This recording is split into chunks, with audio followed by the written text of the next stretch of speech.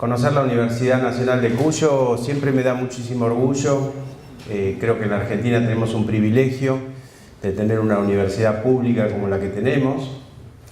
Así que en ese sentido estoy muy contento. También venía pensando que somos 3 generaciones que estamos vinculados a las ciencias económicas. Mi padre era contador público nacional, había estudiado en la década del 40, junto a Cafiero en aquellos años en la Facultad de Ciencias Económicas de la Universidad de Buenos Aires. Y venía pensando cómo va evolucionando, porque después yo estudié Administración en la Facultad de Ciencias Económicas. No voy a decir en qué año.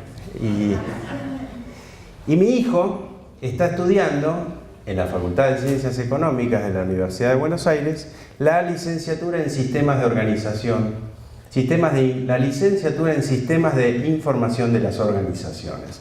Y si miramos esto nos dice algo, ¿no es cierto? Esto nos dice algo porque hay una evolución, los tiempos van cambiando y yo muchas veces le digo a mis hijos que hoy ser alfabeto en el siglo XXI es tener alguna vinculación con la capacidad de programar. Entonces, si hoy hay gente acá presente de generaciones nuevas, hoy ser alfabeto es tener capacidades de programación. Así que yo los invito, hay muchísimas ofertas en la Argentina, hay un excelente programa que se llama 111.000 que está haciendo el Ministerio de Producción de la Nación. Hay muchísima oferta gratuita de capacitación en programación, hay un déficit enorme, una necesidad enorme de la producción de software en la Argentina que rápidamente los ubica laboralmente. Así que creo que esto es lo que viene pasando y esto es lo que se viene viendo generacionalmente. Como me invitaron a hablar, el planteo mío es, bueno, ¿qué es lo que está pasando con la transformación digital? Lo primero que tengo ahí, si miran abajo a la derecha, es la presencia en las redes sociales, ¿no? ¿Quiénes hoy están presentes en LinkedIn? Porque hoy yo digo que hoy en el mundo del trabajo, si no estás en LinkedIn, no existís. En una época se decía que tu realidad de trabajo era qué trabajo realizás, cuál es tu posición, esa era más o menos tu identidad. Después se pasó a un poco vincular la identidad de la persona con en qué proyectos está la persona. Y hoy aparece una nueva variante que tiene que ver con la identidad virtual de la persona. Y este es un hecho real, existente, el cual tenemos que tener en cuenta. Y si lo miramos desde el punto de vista del trabajo, LinkedIn es la manera de existir en el mundo del trabajo. Es más que un currículum, es algo necesario, fundamental en el ámbito del trabajo. Más allá de que ahí, quien le guste Twitter, hechos fuertemente de novedades como la que tuvimos ayer en la ciudad de Esquel, empiezan a correr muy rápidamente a través de Twitter. Entonces la presencia en Twitter tiene algunas características en los momentos críticos de velocidad de circulación de la información. Y voy a hacer una pregunta casi obvia. ¿Quiénes tienen presencia en Facebook? Nadie. Muy bien. Última. Instagram. ¿Cómo? Ahí no. Muy bien. Bueno, ahí están mis coordenadas.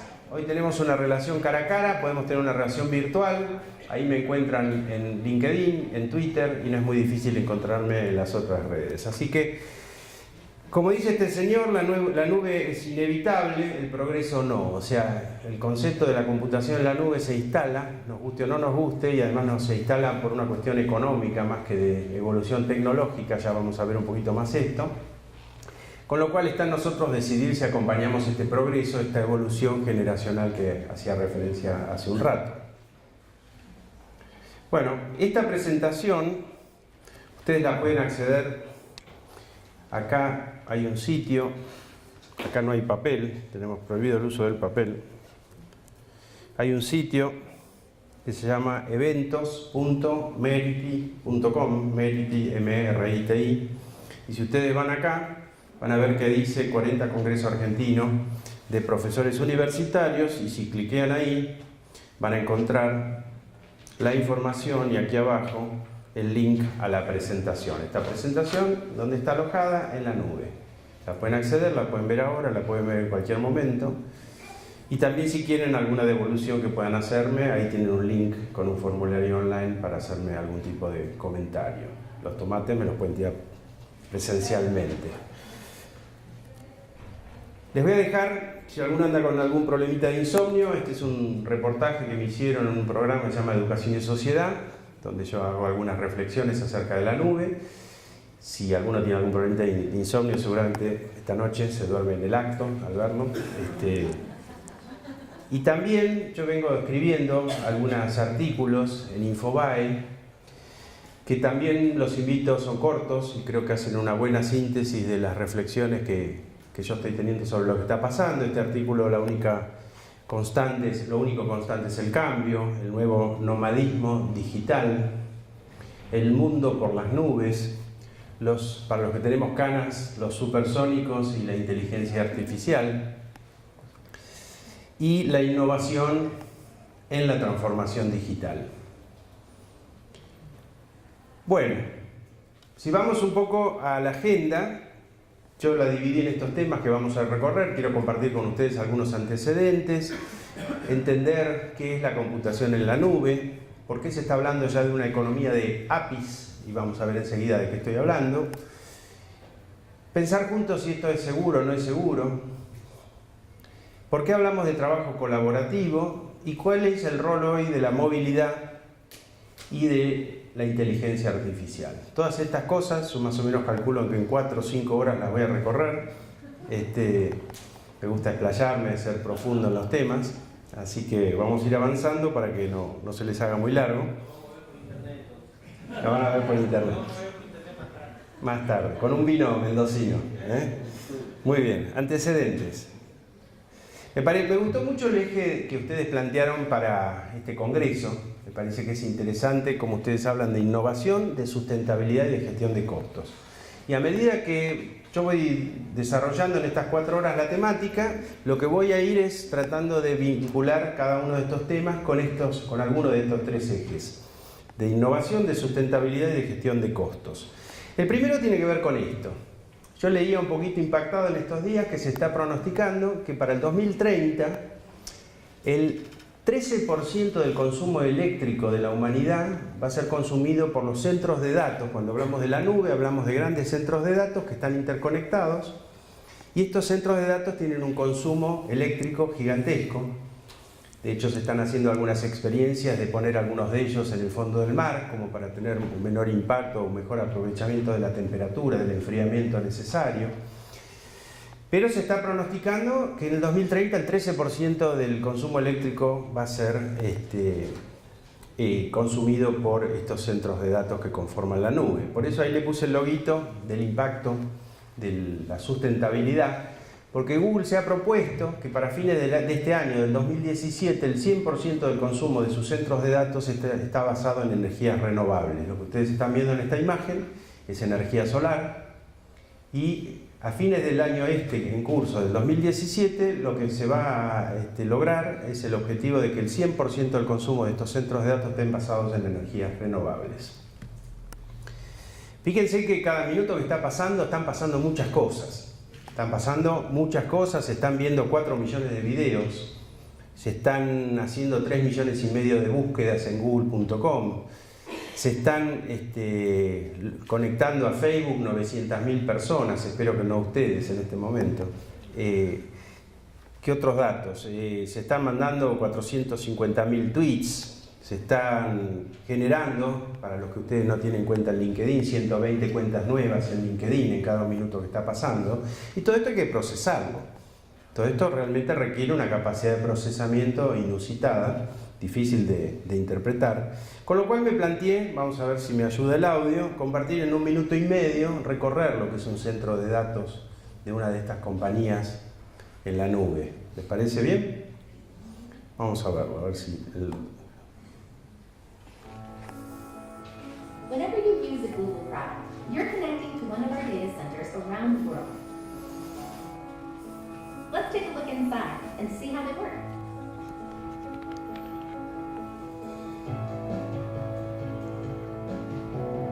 Google employees work here, keeping the data center up and running 24 hours a day. The networking room is the first stop on our data center floor. The equipment here routes requests to the right servers in the next room. These computers also allow our data centers to communicate with one another globally.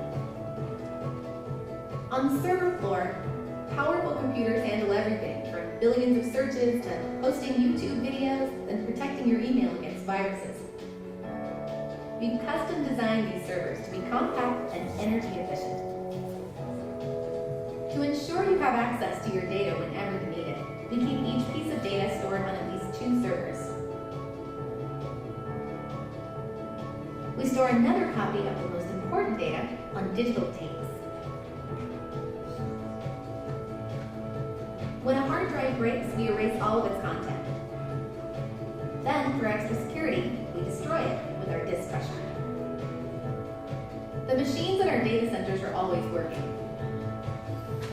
Cooling towers like these pipe in water to cool them down and keep them running. When the water heats up, we pump it back outside where it evaporates. Now that you've had a glimpse, walk inside yourself. Explore a Google Data Center with Street View.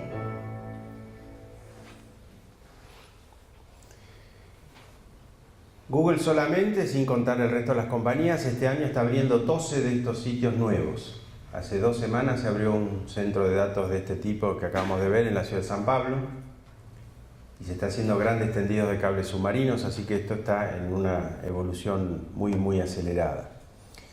Así que, pero del otro lado, del mundo de las personas, también vienen pasando cosas, ¿no? En marzo me tocó estar en un evento que hizo Google y hubo 2 personas que estamos viendo acá que son muy importantes. Una se llama Vint Cerf. Vint Cerf se lo conoce como el creador de Internet.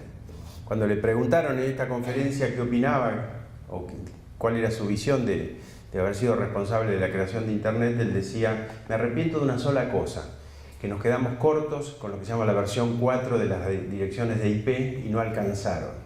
Y entonces, para aquellos que lo conozcan técnicamente, hubo que hacer una migración a versión 6, porque es como que se nos terminaron las patentes de los autos, digamos. No había capacidad de generar todas las direcciones IP que se consumen, y entonces eso, decía un poco risueñamente, se quedó corto con las direcciones de IP cuando se creó Internet.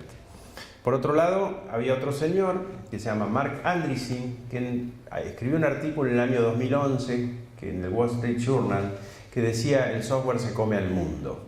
Y donde los invito a que lo lean, ahí está el link, donde él realmente pronosticaba que todos terminaremos siendo empresas de software. ¿Qué nos decía Vint Cerf? Vint Cerf nos decía: vamos hacia una computación en tiempo real.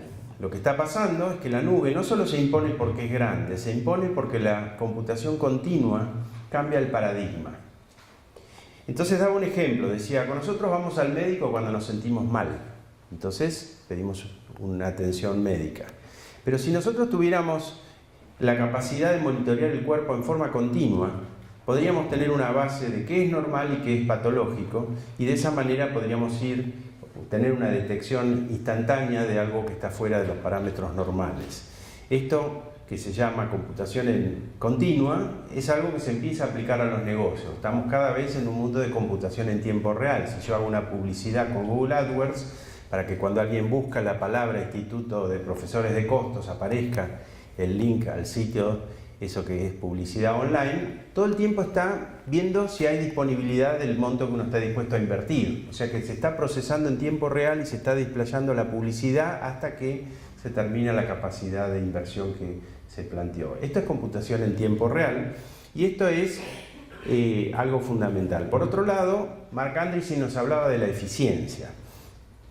Él lo que decía es: en promedio en Estados Unidos los autos están solamente utilizados el 4% del tiempo, el 96% están detenidos. Y ustedes, que de costos saben mucho más que yo, pueden pensar en cuáles son las implicancias que el 96% del parque automotor tenga un vidrio, una puerta, un asiento y todos los elementos que componen un auto detenidos, con ese costo de inmovilización, ese desaprovechamiento de esa propiedad. Y vamos a enfatizar ese desaprovechamiento de esa propiedad que podría usar otro. Después vamos a hablar un poquito de lo que es el mundo que va de la propiedad al uso. Y entonces, si pasamos a los autos autónomos, los autos que se manejan solos, que están conectados a la nube en tiempo real, podemos lograr una utilización del 50 y hasta el 80% del tiempo, o sea, tener un crecimiento de 10 veces en la eficiencia de la utilización de esos bienes.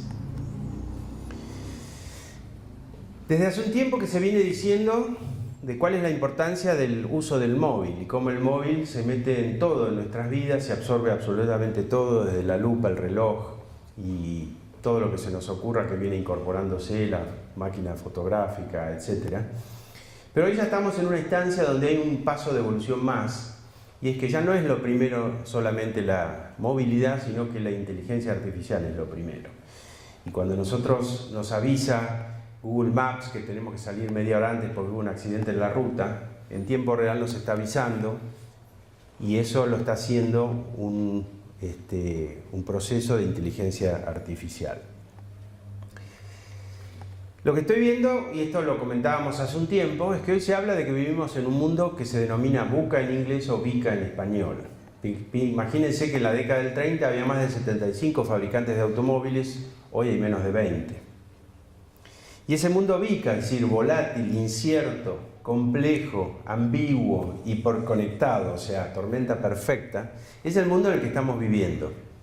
Y esto nos hace pensar que hay otras maneras hoy de enfrentar los desafíos y las problemáticas. Tenemos bastante tendencia nosotros como argentinos a sentarnos en un bar a arreglar el mundo durante una larga charla de café, y en realidad no tenemos la menor idea si lo que yo digo es lo que va a suceder o lo que dice el otro es lo que va a suceder. Porque este entorno tan turbulento lo que nos dice es que la única manera es probemos. La única manera de si algo va a traccionar, si algo va a funcionar, si algo va a andar, es que lo probemos. Y por eso yo digo que vivimos en un mundo POC, un mundo de pruebas de conceptos. Si nos parece que algo debería funcionar, la tecnología, la nube nos da facilidades muy económicas de poder probar conceptos. Ese es el cambio. Antiguamente, para poder probar algo había que hacer grandes inversiones, y hoy rápidamente yo puedo contratar durante una hora un servidor muy potente. Por ejemplo, la película Metegol, ¿se acuerdan de ese dibujito animado argentino? Conozco la productora de Campanella, y ellos durante una serie de días tomaron todo el procesamiento disponible de uno de estos centros de datos de la nube para poder hacer todo el renderizado de estos videos. Y esto es posible, probar si ese concepto iba a funcionar, y esa película fue un éxito, porque esto se puede hacer hoy. Es decir, cualquier organización puede acceder a probar y a utilizar recursos, dado que no los necesita más que usar y no invertirlos como inversión de capital. Estos son los cambios que quiero que ustedes vayan pensando. Así que por eso decimos, bueno, computación en la nube. ¿Qué es la computación en la nube? Y Gartner lo define muy bien. O sea, Gartner dice, este es un estilo de computación donde las capacidades de tecnología informática son escalables y elásticas. Si yo necesito mucha capacidad, la tengo, y si necesito poca, también la tengo. Y esto se proporciona como un servicio. No existe más el que voy a comprar un equipamiento, un hardware. No hay hardware, no hay software. Lo que hay es un servicio que me conecto a estos megacentros de datos, y esto se parece más a la electricidad que a la informática que nosotros conocíamos, porque yo, si necesito algo, lo contrato y directamente pago por lo que uso. Y además, y acá ustedes van a entender mejor que yo, esto se proporciona a varios clientes. O sea que acá hay una cuestión de economía de escala, hay una cuestión que hace que todos podamos acceder a mejores ecuaciones de costos por esto que es multicliente. Con lo cual, en resumen, y todo esto es posible porque este señor Vint Cerf se le ocurrió este asuntito de crear Internet, nada menos. Así que Internet hace posible la computación en la nube. Se dice que Internet es la tecnología y la nube es una técnica de combinación de recursos que nos permite disponer de estos procesos y de estos servicios. Con lo cual, en resumen, la nube tiene 5 atributos. Es un servicio, es escalable y elástico, es de uso compartido, y este es el factor fundamental por el cual se impone el uso compartido de los recursos, el aprovechamiento de los recursos. Pago por lo que uso, como a la compañía eléctrica, pago los minutos que estuve conectado, la cantidad de información que transmití, la cantidad de cuentas de correo que uso, y todo esto es posible porque existe Internet. Dada la audiencia que tenemos acá, dije, bueno, vamos a mirarlo desde este punto de vista. Si nosotros típicamente vinculamos la oferta y la demanda computacional, históricamente, ¿qué hacíamos? Nosotros proyectábamos cuál era la demanda esperada que íbamos a necesitar para procesar lo que teníamos que procesar. ¿Y qué hacíamos? Hacíamos una inversión de capital. Comprábamos equipamiento y armábamos una infraestructura para eso. Pero la realidad es que siempre la demanda tiene un comportamiento distinto, variable, escalable, y ese comportamiento real de la demanda tiene momentos donde tenemos un costo de oportunidad, donde compramos equipamiento, hicimos inversiones de capital que subutilizamos, y por otro lado vamos a tener picos en los cuales no podamos responder y entonces perdamos oportunidades, clientes, por esa falta de capacidad. La belleza que tiene el mundo de la computación en la nube es que hay un acompañamiento absolutamente perfecto y automático, es decir, estos centros de datos automáticamente pueden expandir sus capacidades a medida que van viendo que la demanda crece o en sentido contrario también.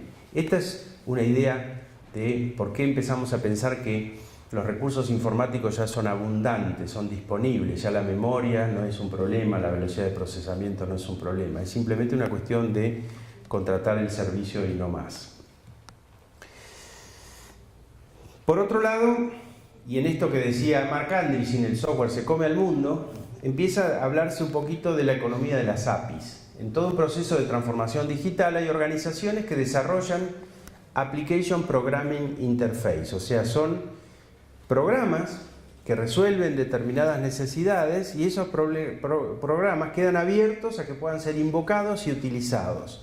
Hay una compañía que se llama Wix que hace sitios de internet y que dice: nosotros tenemos que procesar no terabytes, petabytes de imágenes de toda la gente en el mundo. Cada persona que tiene un pequeño comercio, una bombonería, hace un sitio en Wix y todo eso genera un volumen de petabytes de imágenes. ¿Cómo administro todo eso? Nosotros no sabíamos nada, decía la gente de Wix, de inteligencia artificial, pero sí pudimos acudir a utilizar las capacidades de reconocimiento de imágenes que tiene una compañía como Google. Y de esa manera pudimos empezar a ordenar nuestra información sabiendo y categorizando las imágenes sin ningún tipo de inconvenientes. Tomemos acá un ejemplo. Esta es una foto donde una API, o sea, una capacidad de procesar, de resolver la necesidad del reconocimiento de imágenes que tiene Google, que se llama Cloud Vision API, que se especializa en reconocer imágenes. Y yo podría hacer una solución que programe y que invoque cuando necesito reconocer una imagen para reconocer las caras y ver en este momento cuántas de las personas que están acá están contentas, están tristes, están preocupadas. Porque esta foto lo que muestra es todos los puntos que se están censando para tratar de sacar una conclusión de cómo yo estaba en ese momento que me sacaron esa foto. Y sacar alguna serie de indicadores que nos permita decir que la chica tiene el mejor indicador, es la más sonriente, si vamos de derecha a izquierda, la segunda persona está un poco más seria, tiene un indicador de expresión facial menor, y los otros están también un poco más sonrientes. Y entonces de esa manera poder sacar conclusiones de quiénes son estas personas, cuáles son sus nombres y cuáles son sus estados de ánimo. Y para eso no tengo que ser un especialista, tengo que poder desarrollar una solución que invoque y tome esta capacidad que me da el reconocimiento de imágenes. Lo mismo puedo decir en este mundo de APIs de lo que es el reconocimiento de voz. No sé si ustedes han estado viendo las capacidades que tiene el reconocimiento de voz. Yo, por ejemplo, les voy a hacer un pequeño ejemplito. Si yo tengo un documento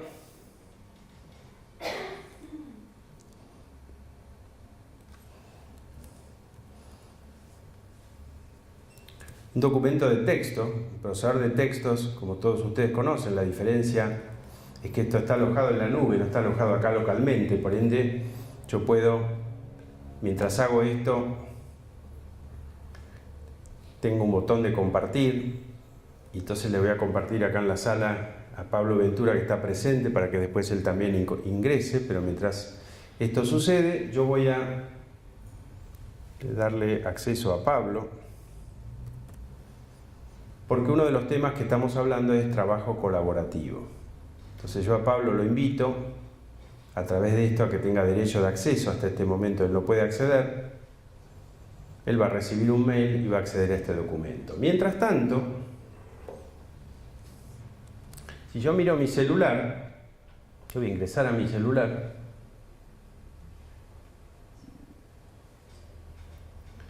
voy a ir a buscar los documentos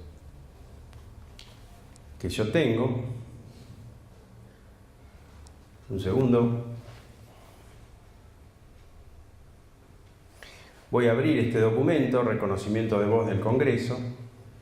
Y entonces lo que yo voy a hacer, yo voy a tocar, no sé si se ve, hay un poquito de brillo ahí.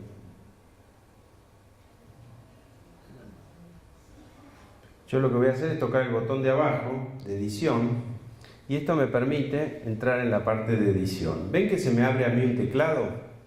Pero ven que además del teclado hay un micrófono. Entonces lo que yo voy a hacer es voy a apretar este micrófono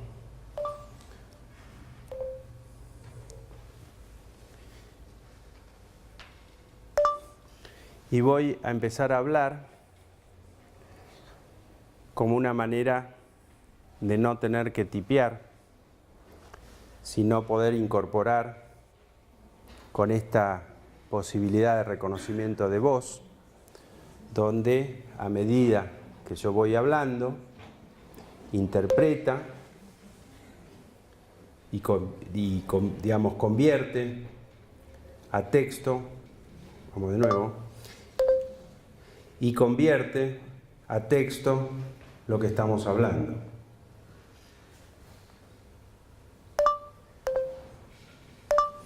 Ahora, bueno, ahora se cansó con la conexión, pero se vieron como de esta manera yo, a medida que voy hablando, esto se va incorporando. En la versión en inglés ya tengo comandos como para decirle punto y coma, digamos lo que es las puntuaciones, etc. Y después con una pequeña edición yo rápidamente tengo esto resuelto del reconocimiento de voz. Por otro lado, fíjense que apareció acá Pablo, y Pablo también está editando este documento. O sea que lo que estamos haciendo es edición colaborativa de un documento. Entonces no importa, hoy estamos todos en este lugar, pero es muy probable que volvamos a nuestras ciudades y podamos seguir trabajando juntos porque estas tecnologías me lo permiten.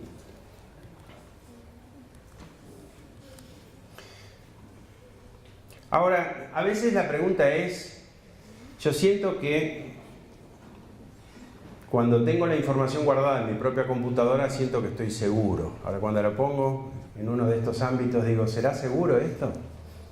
¿Qué decía la abuelita? ¿Seguro? ¿Se lo llevaron? Muy bien. Entonces, ¿esto es seguro? ¿Es más seguro? ¿Es menos seguro? ¿Qué piensan? ¿Esto es más seguro? ¿Menos seguro? ¿Qué piensan? Dijo rayado. Igual dicen por acá. Más seguro dicen por acá. ¿Y alguno dice que es menos seguro? Sí, también dice que es menos seguro. Bueno, hay de todas las opiniones. Hay gente que piensa que es menos seguro, más seguro. La realidad objetiva es que si yo les pregunto a qué se dedican ustedes, seguramente ninguno de ustedes me va a decir que se dedica a administrar información. Me va a decir que su core de negocio, su actividad o su core profesional está vinculado a algo para lo cual necesita información, pero no es lo que ustedes hacen. Sin embargo, estos señores que están viendo en esta pantalla tienen millones de servidores y tienen cientos de personas pensando en la seguridad. Hace poco habrán escuchado hablar de que hubo un hackeo muy grande y ese hackeo, por ejemplo, dejó al 20% del sistema de salud de Inglaterra fuera de servicio. Entonces, estas cosas empiezan a tomar conciencia de que si yo me dedico a administrar información, como mínimo voy a tener una capacidad de cumplir las mejores prácticas de la industria y las mayores certificaciones. Estos centros de datos atraviesan las mayores certificaciones disponibles en términos de aseguramiento de la calidad y de los procesos, cosas que son auditadas por organizaciones de auditoría internacional como Deloitte, Ernst & Young, etc. Entonces, esto es lo que muestra, es un poco lo que se vio en el video, que dentro de las normas, la destrucción de información físicamente, entre otras cosas, es romper el disco fijo. No sé si vieron esa imagen del video. O sea, todas esas cosas tienen que ver con procesos que son de las mejores prácticas disponibles en la industria, que claramente son mejores a las que nosotros podemos proponer. Pero por otro lado, hay otro problema, y que toda cadena se rompe por el eslabón más débil de la cadena, y es el hecho de que como usuarios somos bastante poco responsables en el uso de los accesos a la información. ¿Ustedes saben cuál es la clave, la contraseña más utilizada en el mundo? 1, 2, 3, 4. Un 2, 3, 4. No es muy difícil de lograr acceder a un sistema que tiene información muy crítica, tiene la gran fórmula del mejor vino Malbec de la ciudad, y eso está guardado con la clave 1, 2, 3, 4. Entonces hay lo que se llama segundos niveles de autenticación. Yo por ahí tengo mi llavecita, que la tengo junto con la llave de mi casa. Entonces, o los tokens, como cuando uno en el banco se va a conectar, además de usuario y password, te va a pedir que ingreses algún tipo de token, de dígitos, de 4 o 5 dígitos para poder ingresar. Esto es muy importante hacerlo en Facebook, en LinkedIn, en todos lados, porque si no, esto se hackea. Y sobre todo decirle a los chicos, porque después en Facebook han pasado cosas que no son muy santas y que tienen que ver con el hackeo de cuentas. Entonces hay que ser también seguro y responsable en el manejo de la información, y estas cosas son fácilmente implementables. Por eso, acá, recordando los ejes verán que puse el simbolito de innovación. Estas cuestiones son de la parte de innovación de lo que estamos pensando juntos. Así que, si vamos al siguiente punto, que tiene que ver con el trabajo colaborativo, del cual recién con Pablo tuvimos un anticipo. El trabajo colaborativo tiene que ver con algo que es fundamental, y es, claramente hoy en el mundo del trabajo no se puede hacer absolutamente nada solo. Y esto hay que tenerlo muy claro, y esto no era así por ahí hace años. Y como en un rato vamos a hablar de la hoja de cálculo, también tiene que ver con eso, con que todos son realidades pensadas en otros tiempos, donde los tiempos hacían que había trabajo individual. Hoy claramente el trabajo es solamente en equipo. Y entonces, en equipo, pero con las complejidades de que no estamos todos en el mismo lugar o en el mismo horario como para trabajar juntos. Y ahí es donde viene el rol del trabajo colaborativo, el rol de lo que se llama colaboración en línea, que es esto que recién hicimos. Yo le dicté algo al procesador de texto, mientras Pablo también incorporaba, y eso podría haber sido un contrato, podría haber sido algo de uso laboral serio, que lo estuvimos haciendo en edición colaborativa. Porque claramente, y eso me pasó anoche en el aeroparque, nosotros estamos trabajando desde distintos lugares y tenemos que poder seguir trabajando. Y por otro lado, tenemos que poder trabajar desde distintos dispositivos. Entonces, yo puedo tener que trabajar en algún momento porque tengo solamente el móvil disponible, o en otro momento solamente tengo el notebook, o en otro momento lo que tenga, la tableta, y en todo momento tengo que tener acceso a la misma información, y eso me lo da la nube.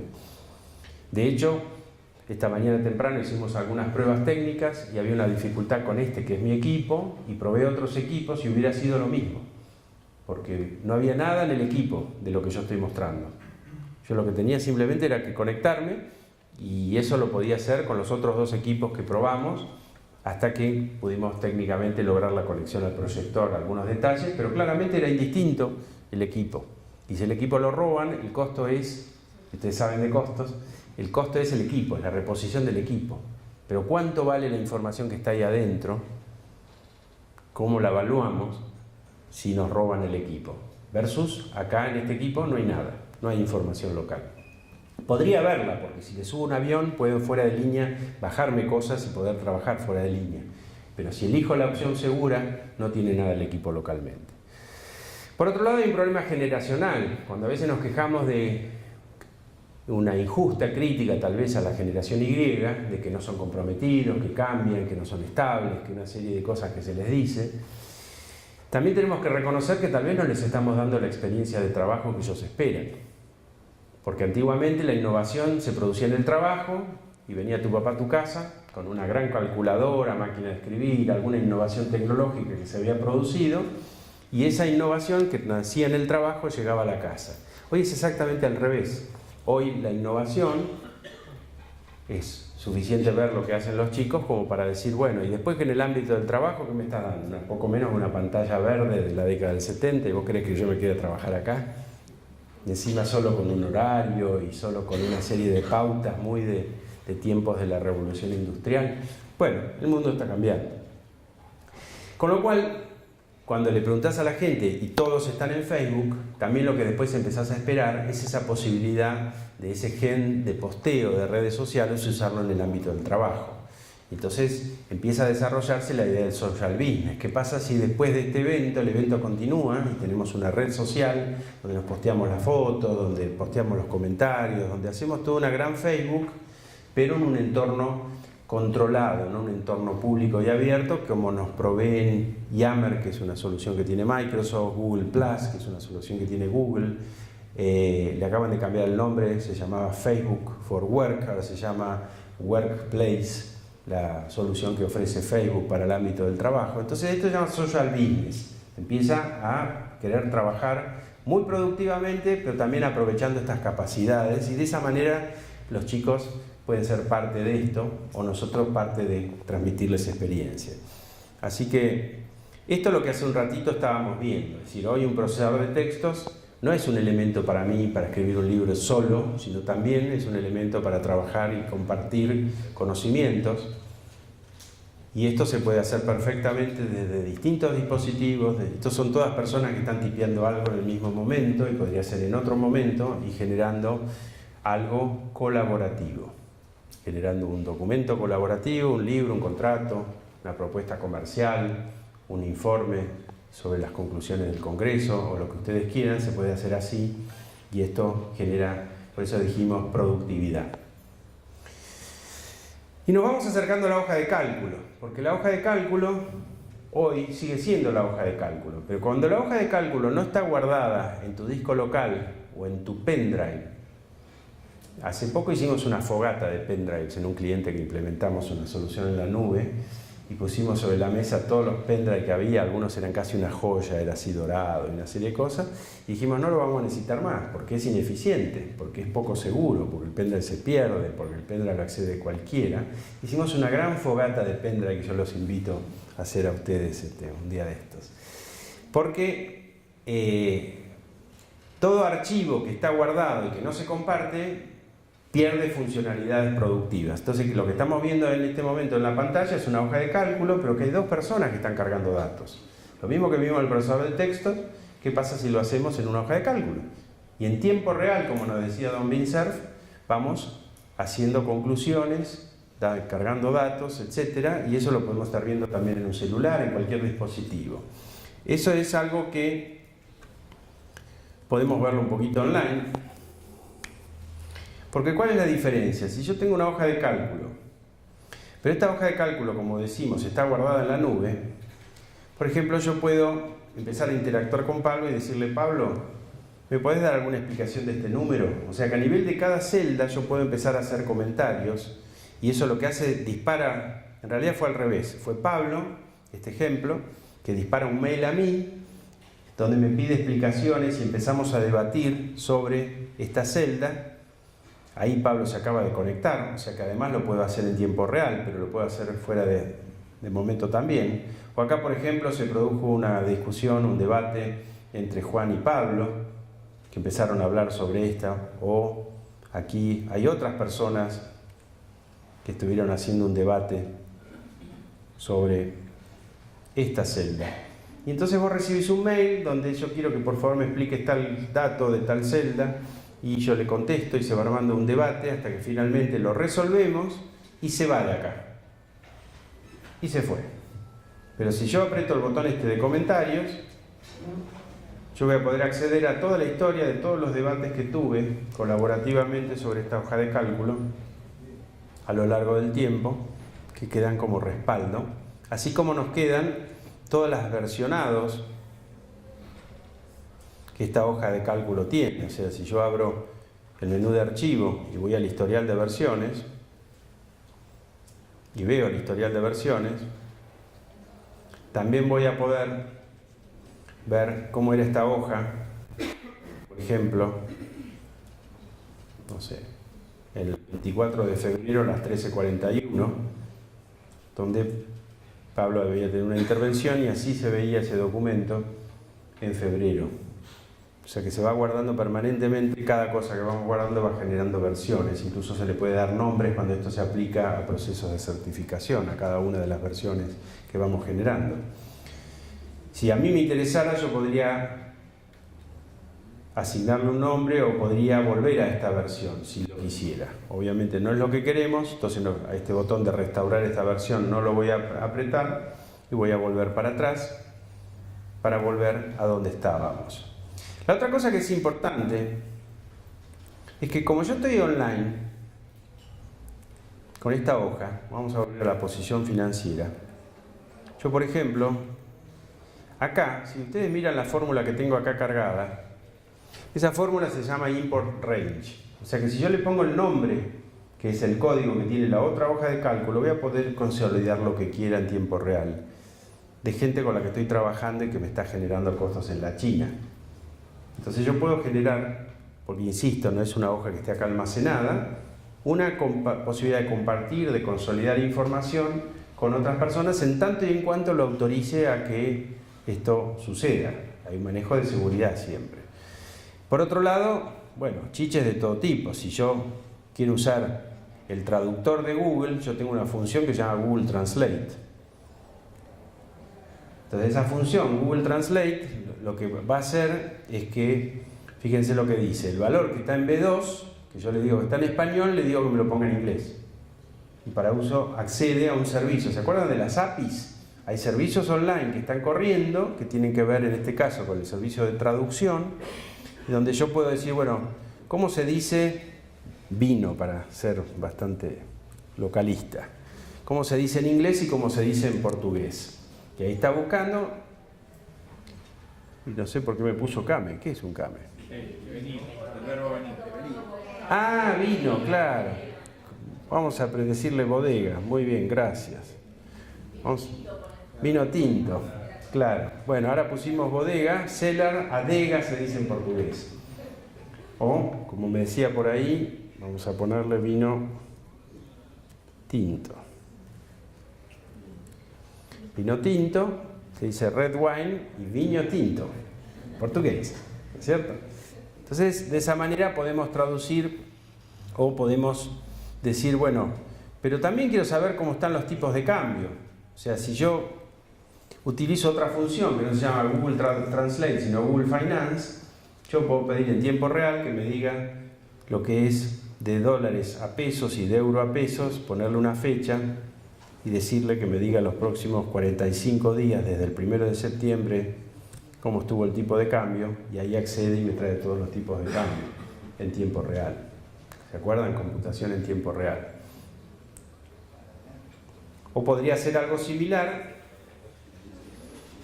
con, vamos a ver dónde lo tengo, podría ser algo similar con el valor de las acciones. Yo tengo una función que se llama Google Finance, que si le pongo la variable price, today, o sea, toda una serie de sintaxis necesaria para esa fórmula, y le pongo acá, por ejemplo, en vez de donde dice Microsoft, le pongo IBM, le voy a pedir que vaya y me busque todos los valores, y ahí me trae los valores de cómo viene la evolución de la acción de IBM. Entonces, esto es computación en tiempo real. Obviamente, hay muchos ejemplos de esto, es decir, obviamente poder hacer tablas dinámicas, es decir, toda la potencia a la que estamos acostumbrados, pero básicamente entender, y con esto cierro esta pequeña parte de demo, ahí tengo una tabla dinámica, pero también entender que hasta acá fuimos nosotros los que hicimos simplemente fórmulas distintas, pero ¿qué pasa si esas fórmulas distintas pasan a que demos respuesta a un problema? Hay un problema que dice que solamente el 30% de la gente hace fórmulas en hojas de cálculo. Y entonces, ¿por qué no le pedimos, y esto es inteligencia artificial, que nos ayude? Es decir, yo tengo esta hoja de cálculo, acá tengo un botoncito que se llama explorar. Y esto es una cosa que es experimental, que lo que hace es recorre esta hoja de cálculo y trata de ayudarme a analizarla y a generarle cosas. Yo aprieto este botón y entonces esta lista me dice, por ejemplo, que de los cantantes de Argentina son el 47,6%, música latina en el 19%, música internacional otro 19%, 14% de música clásica. Si este gráfico me dice algo, yo puedo simplemente tirarlo acá adentro, seguir buscando. Si algo de lo que hizo me sirve para algo, por ejemplo, me dijo que Adele tiene 29 años. Estos datos obviamente no son reales, que Charly García no tiene 55, pero entre todos estos cantantes hay un promedio de 43,7 de promedio. Y así me sigue proponiendo distintos tipos de, por ejemplo, a mí me interesa por el trabajo nuestro, qué tipo de mail usan estos cantantes. Y acá me hace un gráfico, que yo lo voy a tomar porque a mí me resulta útil. Y vamos a ver si hay alguna otra cosa que me sirve. Por ejemplo, cuántos son hombres y cuántos son mujeres de los cantantes. Y rápidamente, si yo ordeno esto, termino sabiendo que el 38% de los cantantes usan Gmail o que el 42,9% son hombres. Y así esto está en una permanente evolución que me permite que esta hoja de cálculo fue rápidamente analizada y me hizo sacar unas primeras conclusiones si estos datos fueran un poco más útiles que los de este ejemplo, ¿no es cierto? Pero esto es inteligencia artificial que me ayuda y que hace que una persona rápidamente pueda tener un panorama. Ayer hice esto en una audiencia que tenía de una empresa y rápidamente entendí el promedio de edad de la gente que estaba sentada, algunas preguntas básicas que se hicieron que rápidamente me permitieron tener una idea de cuál es la realidad de esa hoja de cálculo. Así que esto es una hoja de cálculo en la nube. Y el rol de la movilidad. El rol de la movilidad es un aspecto clave. O sea, siempre me pregunto, yo en el año 2009 por primera vez pude ir a Google a tomar un entrenamiento, siempre me pregunté por qué me pusieron estos 4 japoneses con cara de malo ahí al lado. Después me confesaron que era porque teníamos fama de vagos los latinos y entonces estos eran karatecas y si yo no me comportaba me iban a dar mi merecido. Pero ya en ese momento Google decía, todo tiene que ser móvil, todo tiene que ser móvil. Cualquier cosa que vos utilices tiene que tener la capacidad de ser procesada también desde tu móvil. Y esto es lo que yo les decía, que ya ha evolucionado y ya todo tiene que tener también una idea de que si Google se puede adelantar y ayudarte, lo va a intentar hacer. Y eso es en lo que están trabajando todas las compañías líderes de este sector. Estamos hablando de Facebook, estamos hablando de Apple, estamos hablando de Amazon. Todas estas compañías están planteando cómo ayudarte con inteligencia artificial, porque el futuro del trabajo es automatizar. Y obviamente las profesiones se pueden sentir amenazadas. Yo estaba tratando de buscar para esta reunión cuáles son las amenazas, porque conozco bastante las del retail, las de los abogados. Estaba tratando de entender un poco cuáles son las amenazas, un poco lo que se está pensando es cada vez más va a ser menos el trabajo operativo, porque todas estas funcionalidades que vemos reemplazan trabajo humano y cada vez más vamos hacia roles de asesores, hacia roles de poner valor agregado profesional, ¿no es cierto? Pero estos son cambios muy profundos que hay que considerar.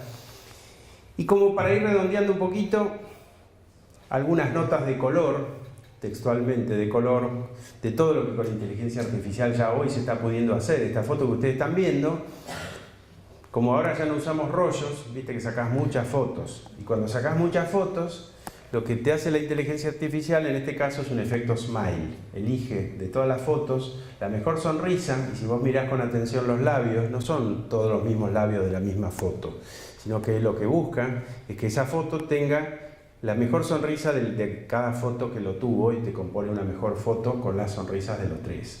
Eso es lo que estamos viendo y esto nos ayuda con este efecto smile, la inteligencia artificial. O esto que es una foto que yo saqué, pero que le hace un efecto como para hacerla más bonita, y esto lo hace automáticamente. Y después viene la aplicación de las traducciones.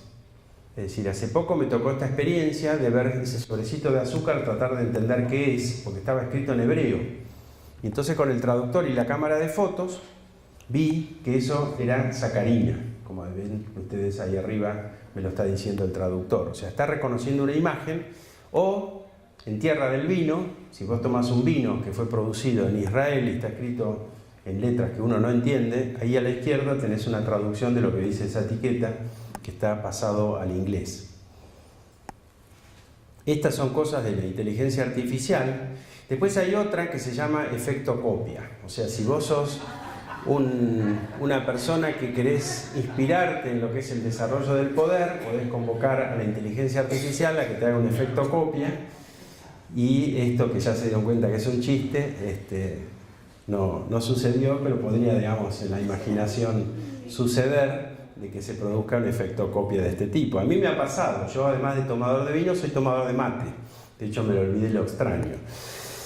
Y en esa tomada de mate, tengo un mate en la oficina y hace poco me pasó una cosa bastante insólita, y es que un señor me copió.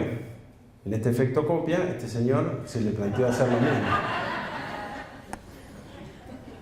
Y dije, habrá sido la inteligencia artificial, ¿no? Pero bueno, se ve que le gustó porque volvió. Lo importante no es que venga, sino que vuelva, dice el eslogan de un centro que se llama Unicenter. Así que este señor volvió, estuvo en Córdoba hace pocos días, así que se ve que habrá vuelto, no se sabe si por el mate o por el fernet. Muy bien, el efecto copia acá nuevamente es fake, no es real. Así que, bueno, pero ¿qué pasa? ¿Qué pasa si yo quiero encontrar esta foto que no la encuentro? Algunos conocen la entrada de Pinamar, está ese cartel en la entrada de Pinamar, que si lo observan tiene incluso un problema eso, y es que el palo te está tapando.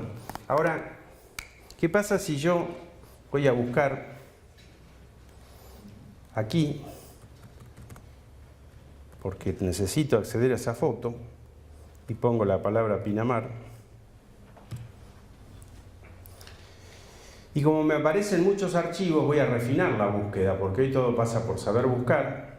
Y digo, bueno, no, solamente quiero que me muestres las imágenes y fotos que tengan la palabra Pinamar.